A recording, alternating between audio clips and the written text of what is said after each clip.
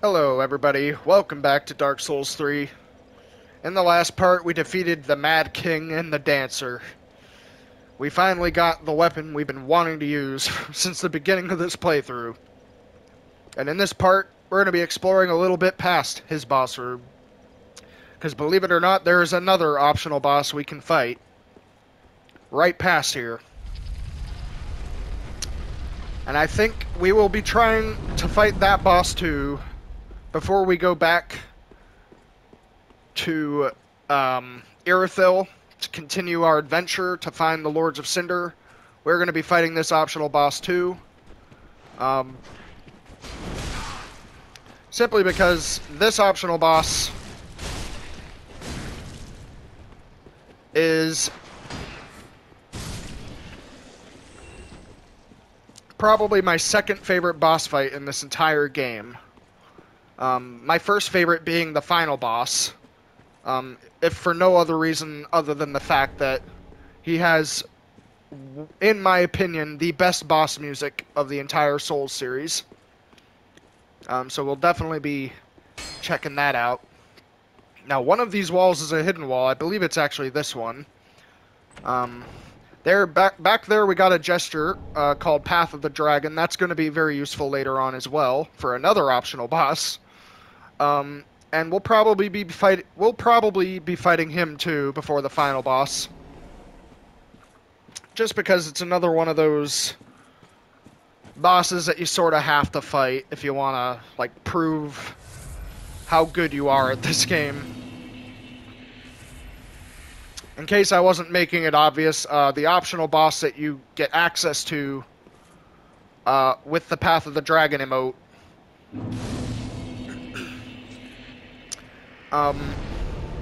not counting DLC, is probably the hardest optional boss in this game. But enough about that. Here we are in the Untended Graves. Now you might recognize this. This is basically the area where we started. But it's all dark and gloomy and full of a bunch of enemies.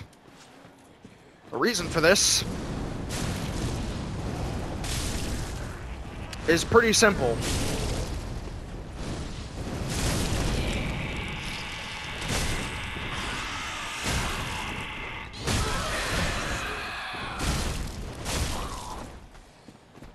The reason for this is pretty simple. This area is pretty much like a flashback to the graveyard that we started in.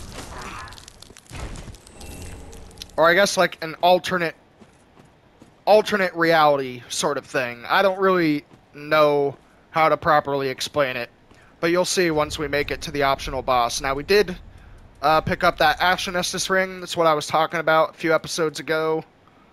This is a ring that will let you gain more FP from the Ashen Estus. It can be pretty useful if you're a more like magic-oriented character. Yeah, in hindsight, I probably should have upgraded this sword before we came here because it is not doing as much damage as I would like for it to be doing. Uh-oh. Now, the enemies in this area are pretty tough.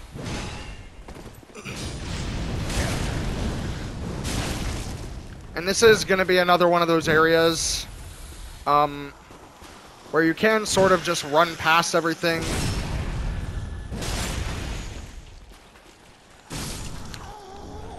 You don't really have to fight the enemies that are here. You can sort of just run past all of them and get straight to the boss room. Because it is pretty much where GUNDYR's boss room was in the beginning of the game. It's in that same sort of location, so you don't really have to fight these guys. But I think we'll be fighting them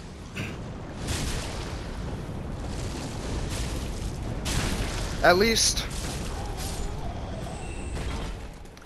for our first attempt. We will be fighting these guys simply so I can show you what all the new items here are like. We'll probably be running past them after that though, because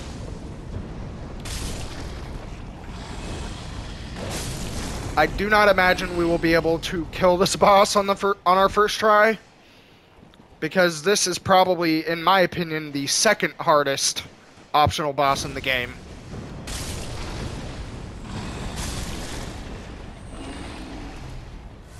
And the reward for beating this optional boss is much, much better than Osiris, in my opinion.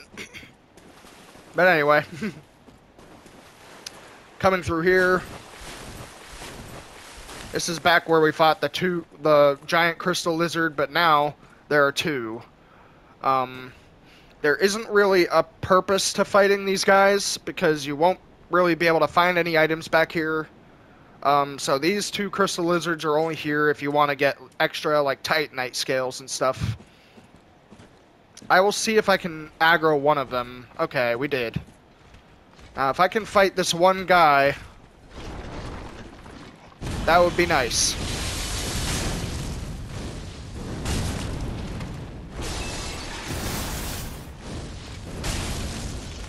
Now, these are some of the hardest crystal lizard enemies in the game. They do way more damage and have way more health than the other ones. These are meant to be like optional crystal lizards you can fight if you need any extra titanite scales in your playthrough.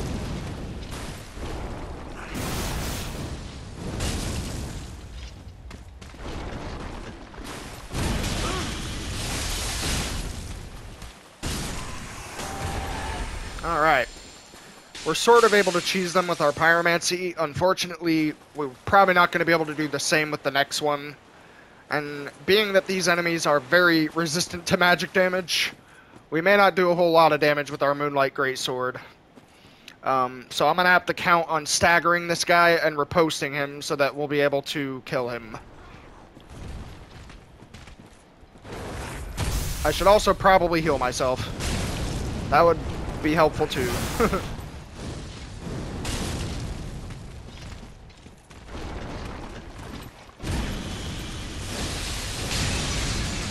Oh, your Chaos Bed Vestiges can hit the crystals? I didn't know that. Man, that's annoying. He pretty much blocked it with his breath.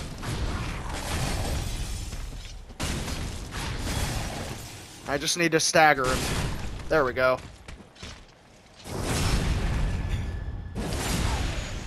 Even with a stagger, I'm only doing 200 damage to it. That's rough. We'll probably go through most of our Estus here. We're probably not going to be fighting the boss on this attempt, though. After we explore this area and get all its items, we will return to the bonfire, and then probably just rush to the boss after that.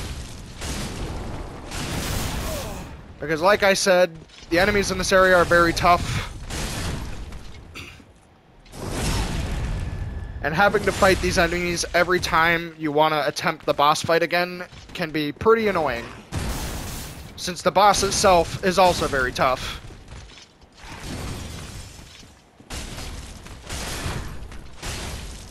Aw, man, we were on the wrong side. We weren't able to riposte it.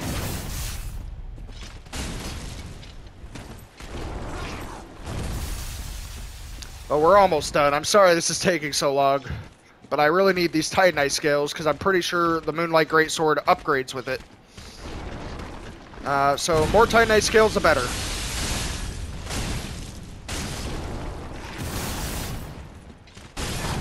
Oh. One more riposte, maybe? Oh, God. What is my camera? Okay. My camera phased through the world for a second there. I apologize for that.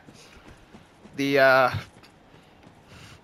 camera angles in this game can do that a lot, especially when you're fighting larger enemies. But anyway, with all that out of the way, I guess we will at least be able to fight one decently tough enemy before we have to go rest at a bonfire again. But we're definitely going to have to get ourselves this Moonlight Greatsword upgraded before we fight him for real, because I don't think it's going to be very effective without it. Without the upgrades. Now, coming up here, you will be invaded by an NPC. I'm not... I think... Yes. The daughter of Crystal Crimehild Um, naturally, since it is a sorcerer, she will be very resistant to sorceries, and she riposted me, of course.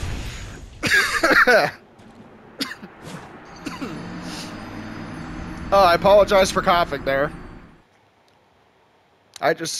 Like I said before, in a few of my other videos, I tend to break out in coughing fits when shit makes me laugh. 10,000 souls should be efficient. Efficient? I mean, I meant sufficient, but that's fine. We are really quickly going to go check if we can how much we can upgrade our Moonlight Greatsword. Since at the moment it is not doing very good damage, and I'm sure we can get it to be much, much higher if we properly upgrade it. I was right, it does upgrade with Titanite scales, and as you can see there, each upgrade is adding like 20 to 40 damage to this weapon, so that should definitely make it much more viable. Also, you can see now it has a B scaling in intelligence. I believe once you get this thing maxed out, it has an A scaling in intelligence and a D scaling in strength. So it is still a pretty solid weapon, even if you don't have even if you don't have it like fully upgraded, it can still be pretty viable. Unfortunately, the old lady merchant here in Firelink is not selling Titanite scales yet. She can actually sell Titanite scales later on. But I guess not for now. Anyway. We will start running past all the enemies in this area. I apologize if that leads to some rather disappointing results, but the fact of the matter is the boss fight of this area is pretty challenging, and there are no other like shortcuts or bonfires in this area for you to rest at. So having to fight all these enemies over and over again every time you die is just impractical, in my opinion. And it is simply much easier to run past all of them. I will take care of this one enemy. I just want to see how much more damage we'll be doing. See, that is much better. Oh god. Yeah, that is much better damage. And there we got the Grave Warden wrap. I didn't actually know they could drop their armor set. I didn't know they had armor drops. That's pretty cool. But anyway, we'll just be running through here now that we've explored it. And we'll be fighting our optional boss. I don't think the NPC invader can invade unless you are embered.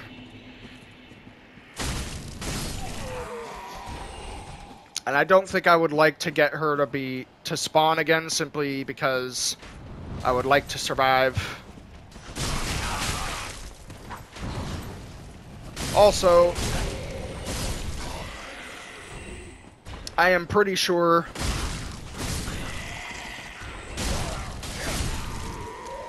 that NPC invader doesn't even really drop anything either, so it is not worth our time, in my opinion. If you'd like to fight her in your playthrough, by all means, but I won't be doing it here. I apologize for that.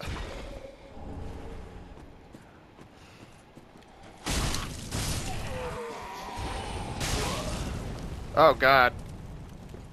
I forgot there were archers down there. We're actually going to pop our ember, just so we're in embered form for this fight. I would like to be in embered form for this fight. Alright.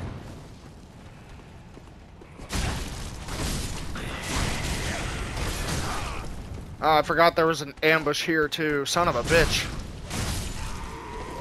Did you really just heal yourself right in front of me? Get out of here. Alright.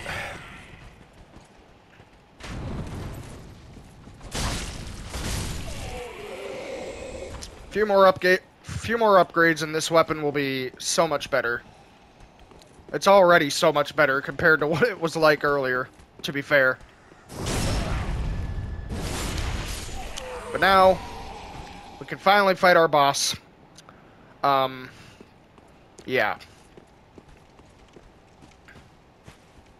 And as you can see in here, it looks like Idik's GUNDYR again, but it isn't. Now, I am going to mute my mic for this fight. Just a little spoiler, the music in this boss fight is the same as the music in Idik's GUNDYR's fight. But I really do enjoy the music, and I do think that this boss is so much better than that one. I could go through the whole rigmarole of explaining what's new about him, but I think it would be better just to show you guys. So, as always, I hope you enjoy the fight, and here we go.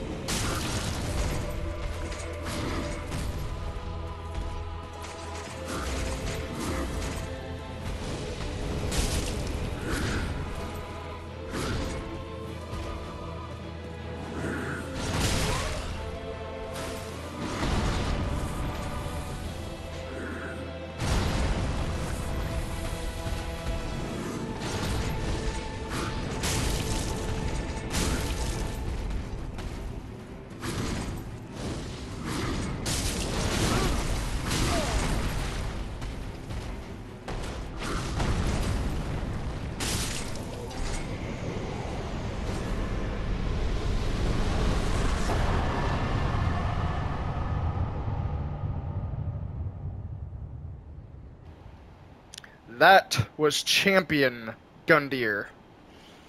And that was a proper boss fight. Now, apparently I was wrong. That is not the same boss music. I don't think that's the same boss music as Idik's GUNDYR's. But I digress. An absolutely amazing boss fight. Honestly, one of my favorite boss fights in this game. I did not think that I would kill him on my first try. This boss usually takes me multiple attempts. But yeah, I guess we were able to do it. I mean, my pyromancy was pretty effective against him too. So I guess I owe my victory to that as well. But coming through here, just like you would with Idik's GUNDYR, you can make yourself through this little part of the graveyard as well. Very reminiscent of the normal world, except this one is pure dark. And in this area, we can find Black Knights just chilling out, you know? Just chilling out right in the spawn area. Just standard Black Knight Great Axe. Takes all my stamina with one hit. They are not too resistant to magic damage, though.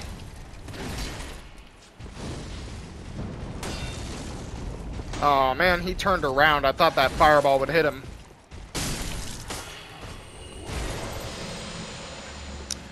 But, whether you want to come over here for the optional boss or what have you, I would still recommend you come over here on your first playthrough just because it's really cool, first of all, and second of all, another Black Knight here, and second of all, there's also a very, very useful item inside this version of Firelink Shrine, which we will be getting. Oh god. I didn't think he would survive that, I'll be honest. I think these Black Knights are also able to drop their armor and weaponry, so if you want to farm these guys too, it's another good way to get it, I suppose. We will not be getting it for our playthrough though, obviously. I am just fine with this Moonlight Greatsword, thank you very much. Wow. That was really ballsy on my part, and, yeah, not very good idea. But there we just got two very useful things. First thing we got was a Black Knight shield. It's a very good shield. Requires a lot of strength to use, unfortunately, but has a very solid amount of stability, physical reduction, and fire reduction. And for being a shield that only weighs 7 units, it is pretty good shield, like one of the best standard shields in the game. And we also picked up that ring, the Hornet Ring. The Hornet Ring will boost the damage that you do with critical attacks like backstabs and riposts by 50%, which doesn't sound like a lot, but in PvP and even in the regular PvE game, that extra 50% could be pretty huge as far as damage bonuses go. So, especially if you're using a weapon that already does extra critical damage, like daggers and things, you can stack that with the Hornet Ring and it will do a ton of extra crit damage.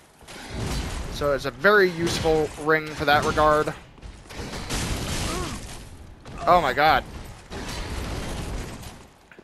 Usually whenever I make a character, whenever I make like a strength build for my character, I always end up using like the Hornet Ring.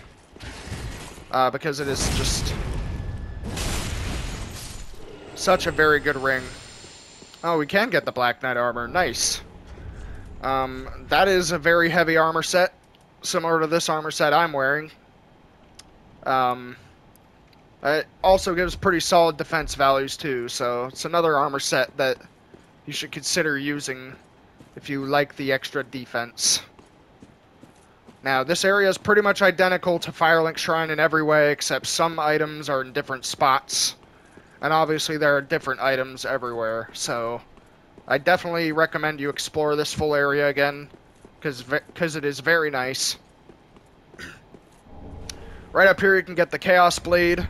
That is a katana weapon that will damage you while you use it. If I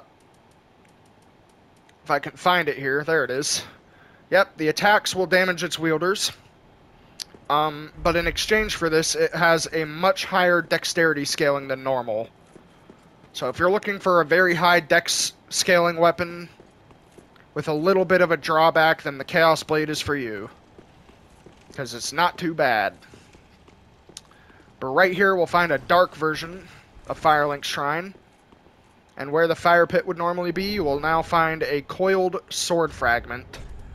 This is basically like the Homeward Bone. It will let you travel back to any bonfire in the game, but it is infinite. It is an infinite Homeward Bone. This is sort of what we came to this area for. It is just a very useful item to get, especially earlier on in the game. If you just need to leave an area quickly, then it's very useful for that purpose. So yeah. But besides that, we've also got a lot more stuff to explore here.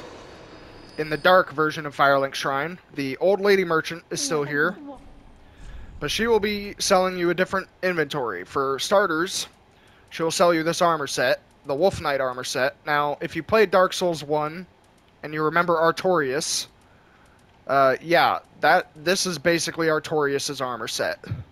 And she will sell it to you for around 45,000 souls. It is pretty pricey, but it is very cool for fashion souls.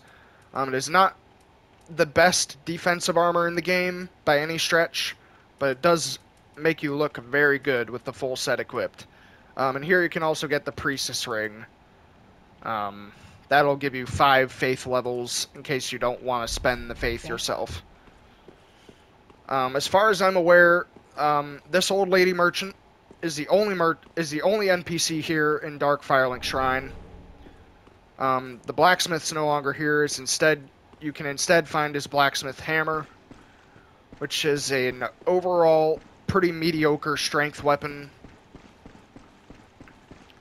Here where the Miracle Lady would normally be, there's a hidden wall, and you can get the eyes of a Firekeeper. Now, this is another item you can give to your Firekeeper back at your normal Firelink Shrine, which will change the ending of the game. Basically, it's another way to get a different ending in the game.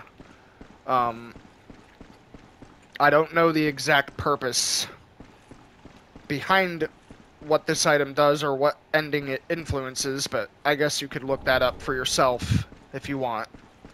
Also, you can find the Hollow's Ashes here, which is pretty valuable too. We can give that back to our merchant and our Firelink Shrine. And that's pretty much all there is here in Firelink Shrine to explore. You can go up to these top levels here where the tower is. And you can actually get on top of the roof here. You can actually get on top of the roof here, which is not something you're ordinarily supposed to do. But because there is a little trick with this tree here, I guess I could show it off now. What you would do is climb up this tree and then try to jump off of the tree onto this little roof awning here. It is easier than it looks, but I probably won't make it look very easy because I kind of suck at doing it. But as you can see, there are player messages up there, so it is possible to get up here. It's just I keep failing it over and over. Man, I would at least like to show this off. There we go. Now, even in your normal Firelink Shrine, you can do this. That way you can skip the whole thing where you have to open the tower, go up there, drop down onto this roof here. You don't have to buy the key to get into the tower to get up here. You can just use that tree. But the key to that tower will still give you access to some rings and items that you otherwise wouldn't be able to get. There is really no point to coming up here. You can still come in here where Sparkly the Crow would be. You could still bust down this hidden wall that's over here and then drop down. And that chest that had the covetous Silver Serpent Ring is surprisingly still open in Dark Firelink Shrine, despite the fact that it wasn't opened in this version of Firelink. So it's obvious that some of the spots in this version of Firelink Shrine reuse a lot of the other assets. I mean, besides the fact that it looks identical, I mean, there are other things, obviously, to it than that. But I digress. That's pretty much all there is to this area and fighting those optional bosses. But nevertheless, I highly recommend you come here because there are a lot of useful items you can get. And obviously, the soul of Champion GUNDYR can also be used for a few things, which we will be looking at right now.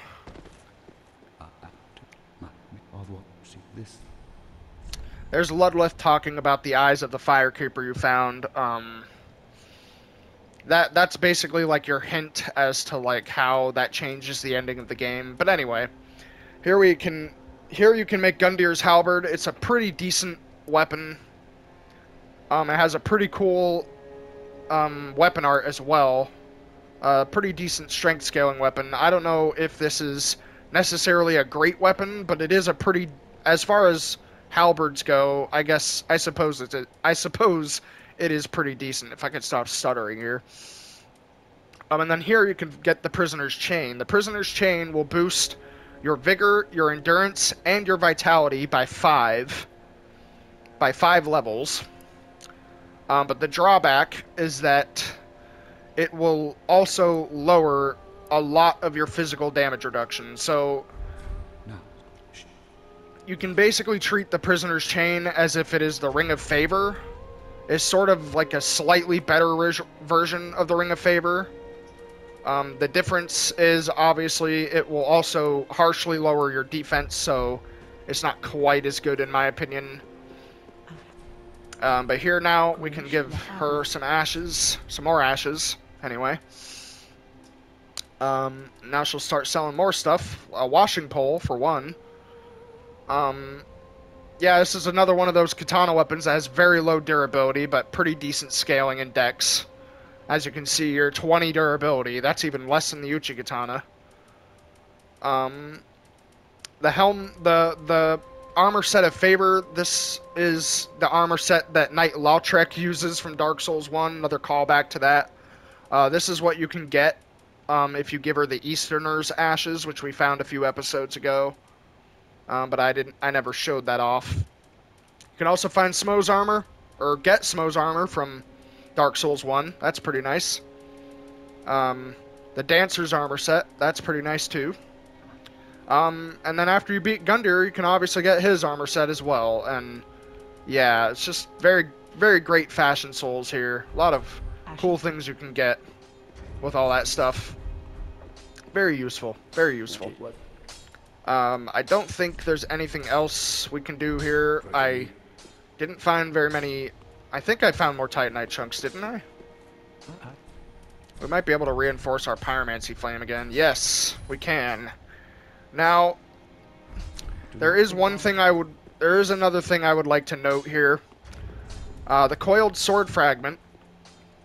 If you give this item to Sparkly the Crow at the top of Firelink Shrine, he will trade you a Titanite slab in exchange for this. The Titanite slab is used to get the final upgrade of a weapon in this game, for the normal upgrade path.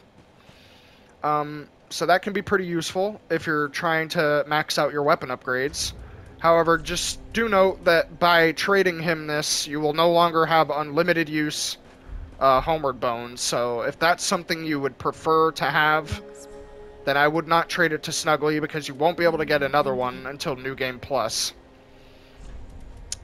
But anyway, with all that out of the way, I think now we will, now that our Moonlight Greatsword's doing a decent enough damage for now, and so is our Pyromancy, I think we will start upgrading either our Attunement or our Endurance again, since this will allow us to get more FP and more stamina. I do think I'm going to need more stamina soon, because with this Greatsword weapon, we are losing a lot more stamina with each swing now. So I think I will upgrade that a bit, and also upgrade Attunement a bit. Yeah, with all that out of the way, hope you guys enjoyed this video. Once again, I'm still very much enjoying this game. We are making quite a bit of progress here, and now with all those optional bosses out of the way, we can finally make our way to the next Lord of Cinder. So we will be doing that next time. Hope you guys enjoyed watching, and I will see you then.